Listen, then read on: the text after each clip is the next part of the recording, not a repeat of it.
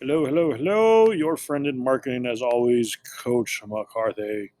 All right, so talking about price, we definitely know it's the easiest thing to change, okay? Because it doesn't take much of a phone call. We associate value based on price for what we're paying. Unfortunately, a lot of our value is based on perception for what we think. It's not always realistic. We talk about our price and objectives, that we have different objectives. We talked about the difference between profit and revenue. And then we were talking about our pricing strategies. As you can see, we have a lot of different strategies, and we delved into talking about some of them. We talked about penetration, where you're just trying to get a spot in the market. We talked about skimming, where you're going to try and make a lot of money off the top, and not going to be a lot of customers. Competition, where we're just trying to stay in line with everybody else. And the one we have today, starting today, is product line. So, process used by retailers of separating goods into cost categories in order to create various quality levels in the minds of consumers. Now, I will tell you that Apple does a really, really, really good job of this, and I'll kind of delve into it a little bit more. The goal of product line pricing is to maximize profits by positioning new products with the highest number of features or with the most cutting edge individual features at the highest price point.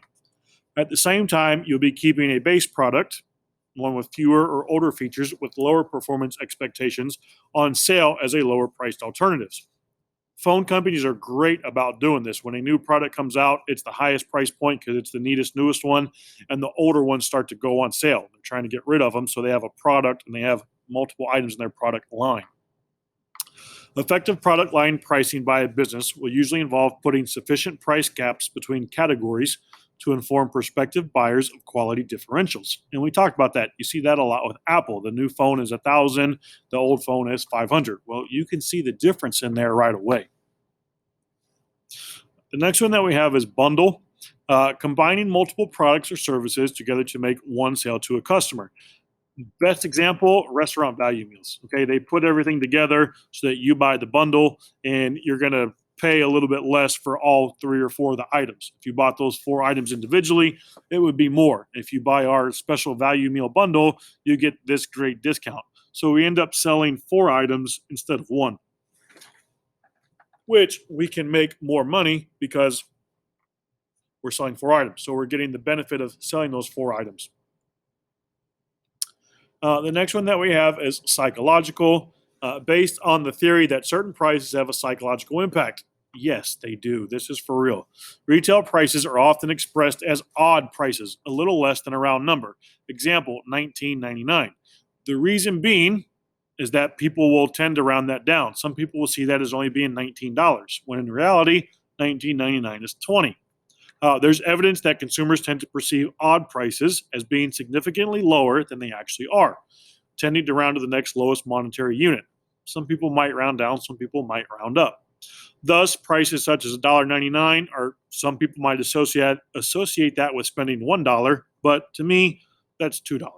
Okay, you might see it differently. I see $1.99 as being $2. The theory that drives this is that lower pricing, such as this, institutes greater demand than if customers were perfectly rational. So the thought is, I'm only paying $1.99. That looks different than paying $2. And it's true, it does look different. We only see the first number and not realize the numbers after. Premium, this one's a little bit longer.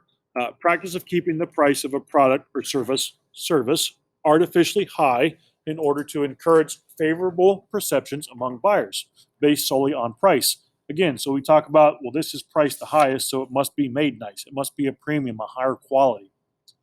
Practice is intended to exploit the tendency for buyers to assume that expensive items enjoy an exceptional reputation or represent exceptional quality and distinction. So, same thing. I want you to think my item is nice just because it's expensive.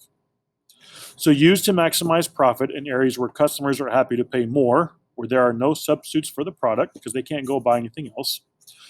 Barriers to entering the market, so other people, no competition can come in, or when the seller cannot save on cost by producing at a high volume. You can't make a lot of it. All right. Luxury has a psychological association with premium pricing. I think it does. We think we're getting a luxury item. Implication for marketing is that consumers are willing to pay more for certain goods and not for others. And I think that's true. Some things we're all right to pay more money for because we think that we're getting them at a premium. With option, similar to product line, and that users will pay more for certain aspects. You see this a lot with car, with the computer, maybe with your cell phone. The more so we see with computers or cars because you can add things to them to make them fancier or nicer. You buy your car, if you want automatic windows, you got to pay extra for that. Right? In my Jeep, I have roll down windows, old school, and you have to press the lock with your button. That was an option when I bought my Jeep. I didn't want to pay the extra for that increase. I didn't want to pay for that option. When you buy a computer, you get to pick how much hard drive your is and memory and all those kind of things. Those are all options or choices that you have to make. You can decide how you want to build your product. So cost plus, the cost involved in the production of any product becomes the prime basis for determining its price. I think this is one that a lot of people are probably going to start with. Most common method used for pricing by the small scale enterprises. According to this method, first you take your total cost and then you're going to add, I want to make X amount of dollars on top of it. Then a certain margin for profit is added to total cost because the basic objective of running an enterprise is to earn profits. Again, we're trying to make money. And we will touch base on this today, but also later. We have our total costs, which is both our fixed and our variable, plus our profit, whatever we want to make, and that's going to equal our selling price. So what we're going to ask for our product. All right. So those are our pricing objectives. And then you take your objective and you figure out which strategy is going to fit into it the best. And that's what we're going to pick up next time.